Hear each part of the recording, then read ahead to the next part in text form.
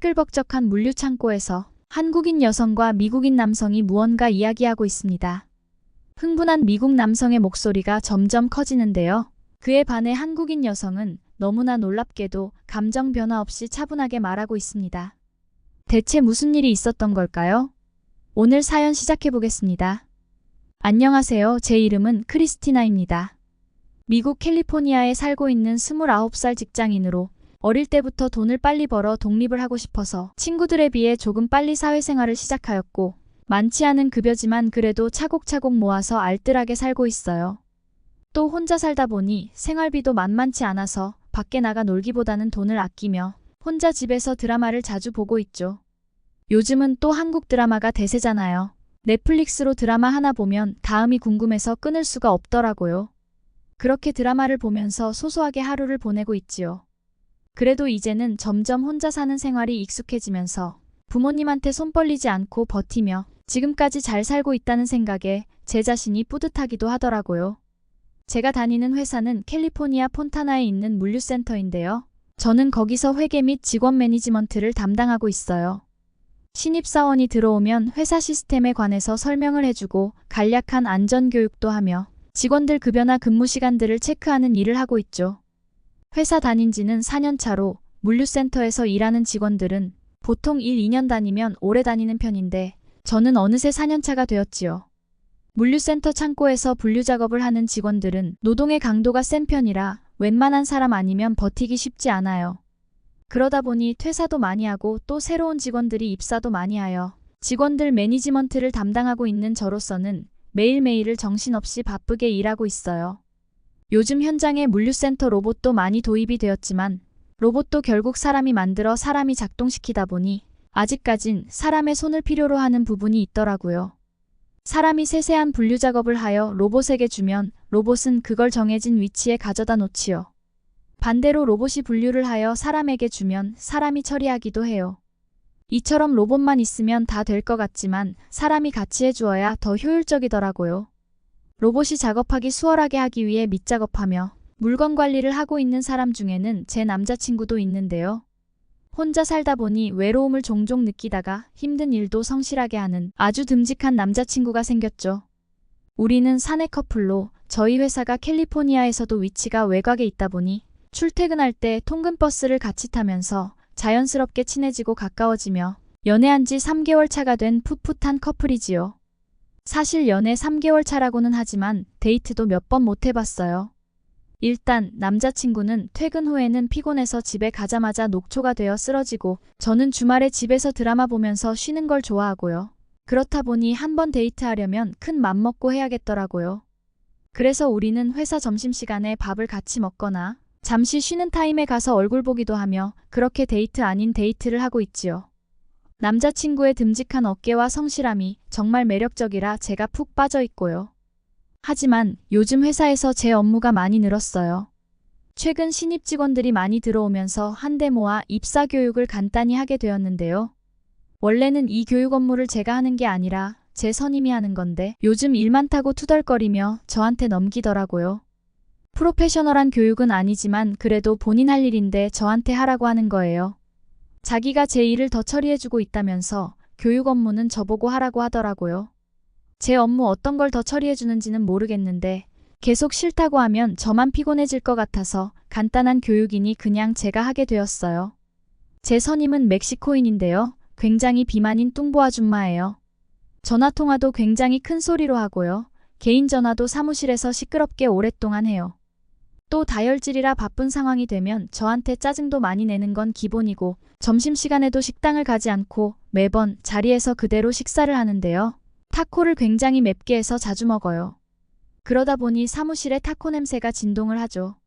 점심시간에는 식당도 가고 좀 움직일 만도 한데 아마 출근해서 퇴근할 때까지 사무실 의자에서 일어나지도 않는 것 같아요. 그러니 살이 저렇게 찔 수밖에 없죠. 그러던 어느 날 신입 직원 교육 시간이 되었는데요. 일주일에 한 번 하는 교육인데 보통 3명에서 5명 정도 하는데 이날은 10명이 온 거예요. 물류센터에 아무리 로봇이 도입됐다고 해도 요즘은 일손도 더 필요하고 택배를 워낙 많이 주문하다 보니 입사자들이 많아졌어요. 10명의 교육을 시작하기도 전에 벌써부터 피곤이 몰려오더라고요. 그러다 눈에 띄는 신입 직원이 있었는데요. 귀엽고 아담한 한국인 여직원이었어요. LA에 한국인들이 많이 사는 건 알고 있었지만 회사에 한국인이 들어온 건 처음 봤어요. 그것도 여직원이 말이죠. 무슨 파트에 들어왔나 했더니 창고 안에서 직접 물건 분류 작업에 지원해서 배정되었더라고요. 여직원이라 부피가 큰 물건을 들고 옮기는 거는 안 하겠지만 그래도 창고 안에 들어가서 계속 서서 일하려면 체력이 좋아야 하거든요.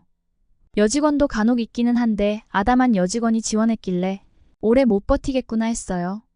그래도 제가 설명하는 내용에 대해서는 눈을 초롱초롱하게 바라보며 집중하고 있는 모습에 교육하는 사람으로서 고맙더라고요. 다들 교육에 집중 못하고 딴짓하며 휴대폰을 만지작거리고 그러다가 꼭 다시 물어보는 사람이 많거든요. 아담한 여직원의 첫인상은 너무 좋았지만 힘든 일이라 얼마나 다닐지 걱정이 조금 되더라고요.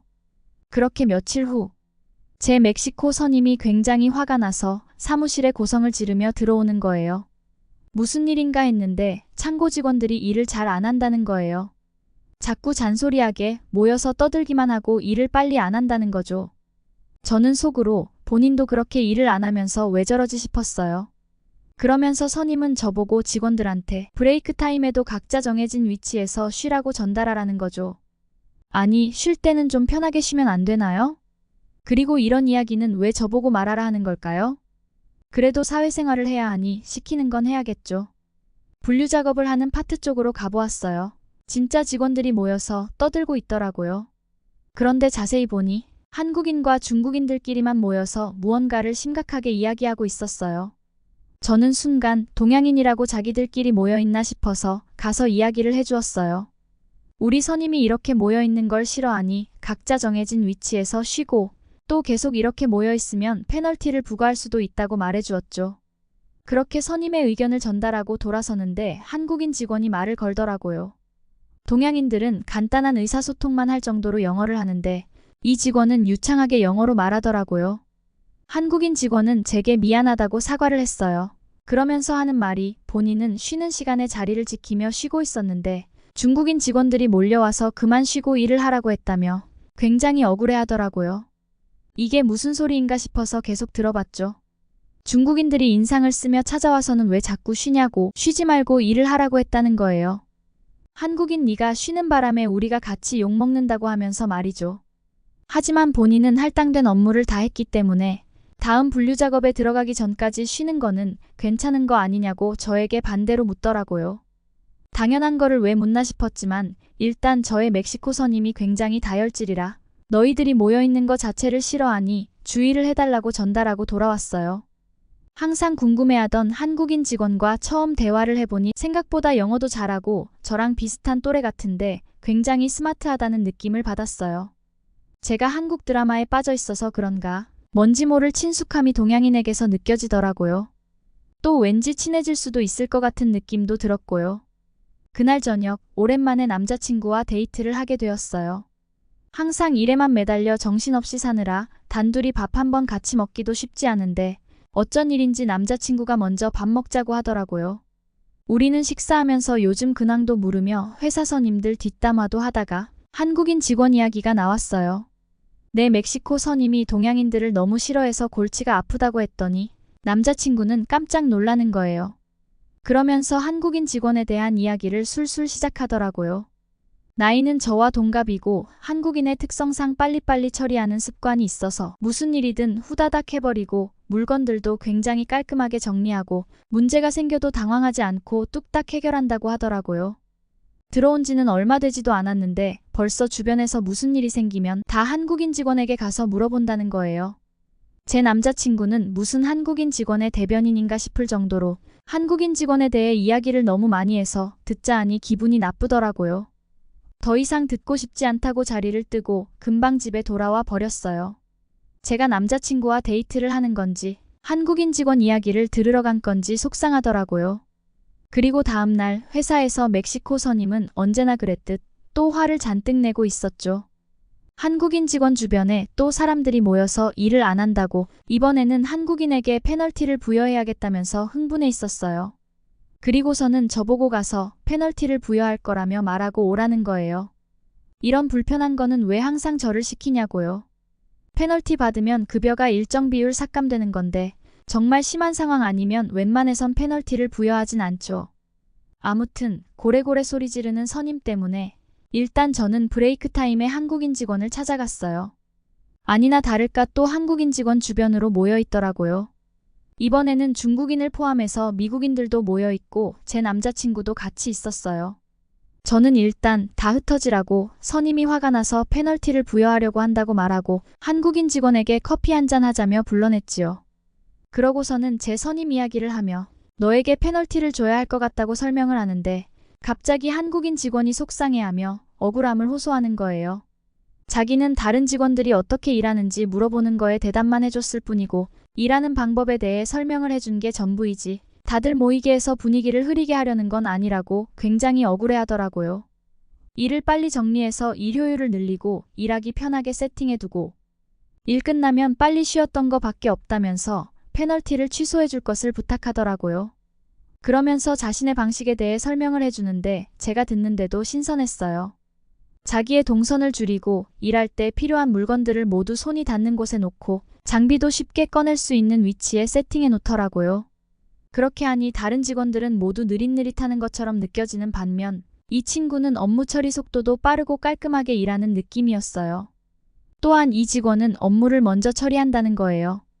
그게 무슨 말이냐면 보통 일하다가 사적인 전화도 많이 하고 무슨 급한 일이 생겨서 오늘 늦게 출근하겠다거나 일찍 퇴근해도 되겠냐고 하고 이러는 직원들이 생각보다 정말 많거든요.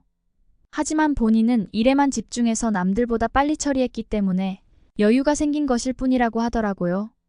일단 선임의 뜻을 전달하고 사무실로 돌아와서 그 한국인 직원의 성과를 체크해 보았어요. 업무 처리 속도나 처리량도 많고 무엇보다 처리한 물건 중에 미스난 게 거의 없을 정도로 완벽하게 일 처리를 하고 있었어요. 로봇만큼이나 정확하고 빠르게 일하고 있었던 거죠. 아니, 로봇보다 더 잘하는 것처럼 느껴졌어요. 그리고 무엇보다 가장 중요한 거는 제가 직원들 근태 관리를 하면서 한국인 직원의 데이터를 확인하니 지각도 없고 조기 퇴근도 없더라고요. 그만큼이나 성실하게 회사 생활을 하고 있는 게 데이터로 나오는 거죠.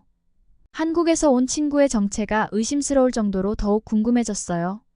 저는 선임한테 자초지종을 설명하면서 페널티를 부과하지 않을 것을 강력하게 건의했죠. 결국 페널티는 취소됐고 저와 한국인 직원은 이 일을 계기로 친해지게 되었어요. 한국인 직원의 이름은 미소이고요. 나이는 저와 동갑이며 미소는 한국에서 대학을 졸업하고 친척이 살고 있는 미국에 놀러 왔다가 미국 생활이 잘 맞아 좀 더 살아보고 싶은 마음에 전공을 살려 취업할 수 있는 곳을 알아보면서 그동안의 생활비 마련을 위해 이곳에서 일하게 되었다고 해요. 초반에는 친척집에서 지내다가 지금은 미국에서 혼자 살아보고 싶은 마음에 회사 근처에 집을 얻어 혼자 살고 있다고 하더라고요. 들어보니 사는 곳이 저희 집과 그리 멀지 않았어요. 그러다 보니 서로 집에 놀러가면서 부쩍 가깝게 지내게 되었고 무엇보다 미소도 저처럼 드라마 보는 걸 좋아해서 저희는 주말이면 함께 드라마를 보며 맥주도 한잔하면서 시간을 같이 보내는 날이 많아졌죠. 그러던 어느 주말 미소네 집에 평소와 다르지 않게 놀러갔지요. 드라마를 보면서 맥주 한잔하자며 미소는 맥주와 감자칩을 챙기고 있는데 미소의 휴대폰에 메시지가 온 거예요. 그런가 보다 했는데 곧이어 메시지가 여러 개 더 오더라고요. 무슨 급한 일인가 해서 제가 미소에게 휴대폰을 건네주려는 순간 액정에 떠있던 메시지의 내용을 저도 모르게 보게 되었죠. 낯익은 이름으로 텔레그램 메시지가 왔더라고요. 바로 제 남자친구였어요. 주말인데 뭐 하냐며 시간 괜찮으면 만나자고 하는 거예요. 그 메시지를 본 순간 저는 미소의 휴대폰을 손에 쥐고 그대로 얼어붙고 말았죠. 미소는 맥주와 감자칩을 챙겨오며 무슨 일이냐고 물었으나 저는 어떠한 대답을 해야 할지 몰라 잠시 멍하니 있었어요. 도저히 맥주를 먹으며 드라마를 볼 수 있는 정신 상태가 아니라 먼저 집에 가야 할 것 같다고 집을 나섰죠. 요즘 연락도 뜸하고 자주 보기도 힘들었지만 그래도 제 남자친구이고 저와의 관계가 정리된 상황도 아닌데 뭔가 마음이 무거워지고 속상하더라고요. 미소와 만나고 있었던 건지 미소와 어떤 관계인지 물어보고 싶었지만 일단 저는 진정을 해야 할 것 같아 집으로 돌아왔죠. 그리고 다음 날 출근해서 점심시간에 미소가 잠깐 보자고 하더라고요. 저는 미소의 얼굴을 어떻게 쳐다봐야 할지 걱정이 되었지만 휴게실에서 미소를 만나고 깜짝 놀라게 되었죠. 그 옆에는 제 남자친구가 있었거든요. 저는 이 상황을 어떻게 이해해야 하나 몰라서 당황하며 바라만 보고 있었고 제 남자친구도 놀라며 저를 바라보더라고요. 그때 미소가 제 남자친구를 본인의 남자친구라고 하는 건 아닌지, 설마 저와 남자친구의 관계를 이미 알고 저에게 선전포고하려는 건 아닌지 오만 가지 생각이 머릿속에 떠오르더라고요. 하지만 미소는 침착하게 저를 보면서 지금부터 자기가 하는 말을 잘 들어달라고 하는 거예요. 그러면서 제 남자친구한테 너랑 만날 생각이 없으니 그만 좀 연락하라고 하더라고요. 제 남자친구는 그게 무슨 소리냐며 어이없어 하는데 미소는 휴대폰에서 메시지 보낸 걸 꺼내며 그동안 연락을 이렇게 많이 하지 않았냐고 이제 그만 좀 하라고 하는 거예요. 미소의 휴대폰에 보이는 텔레그램 대화는 제 남자친구가 계속 메시지를 보냈고 미소는 단 한 번도 답장을 하지 않았더라고요. 그러면서 미소는 크리스티나는 내 친구인데 너 같은 애가 내 친구를 만나지 않았으면 좋겠다면서 제 남자친구에게, 아니 이 남자 직원에게 쏘아붙이는 거예요. 저는 이 상황을 계속 멍하니 바라만 보게 되었죠. 퇴근 무렵 미소는 같이 퇴근하자며 저를 기다리고 있더라고요. 같이 퇴근하는 통근버스에서 미소는 진지하게 저에게 말했어요. 저렇게 가벼운 친구는 만나지 않았으면 좋겠다면서 좀 더 진실되고 매사에 진심인 사람을 만나보는 것을 권하더라고요.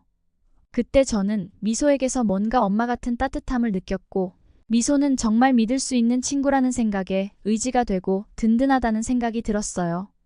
저를 걱정해서 해준 진심 어린 조언은 정말이지 제가 한 번도 경험해보지 못한 따뜻한 말이었거든요.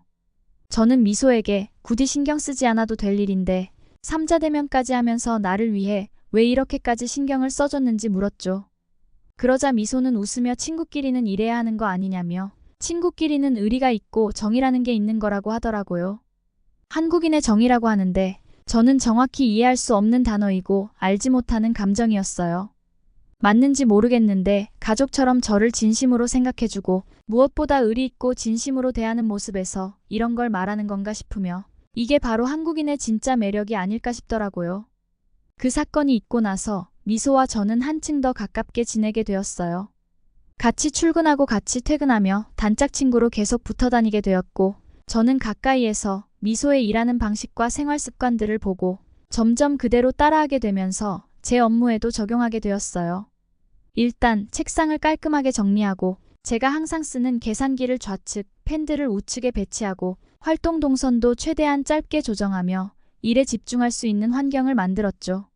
그리고 업무 시간에 최대한 집중해서 일 처리를 하려고 했고요. 그러자 업무의 속도가 늘면서 근무 시간도 왠지 줄어드는 느낌이었어요.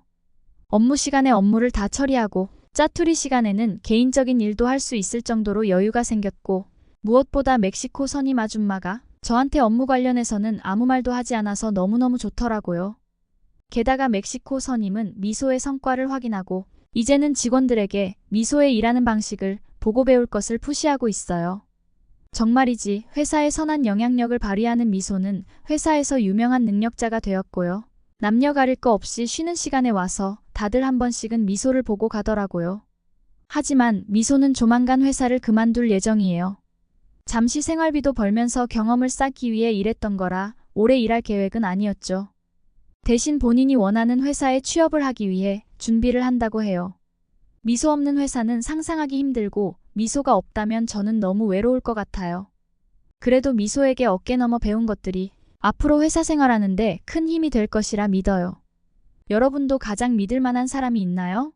저는 인생에서 소중한 사람을 얻었고 앞으로도 소중한 사람들이 많이 생길 것만 같습니다. 그동안 잊고 있었던 소중한 사람에게 연락 한 번씩 해보시는 건 어떨까요? 그럼 제 이야기는 여기서 마치겠습니다. 들어주셔서 감사합니다. 오늘 사연은 여기까지입니다. 한국인이 가장 소중한 사람이 된 크리스티나를 응원하겠습니다. 오늘의 사연이 재미있으셨다면 구독과 좋아요 부탁드릴게요. 그럼 지금까지 오렌지 튜브였습니다. 끝까지 시청해주신 모든 분께 감사드리며 더 좋은 영상으로 찾아뵐게요. 행복한 하루 보내세요. 감사합니다.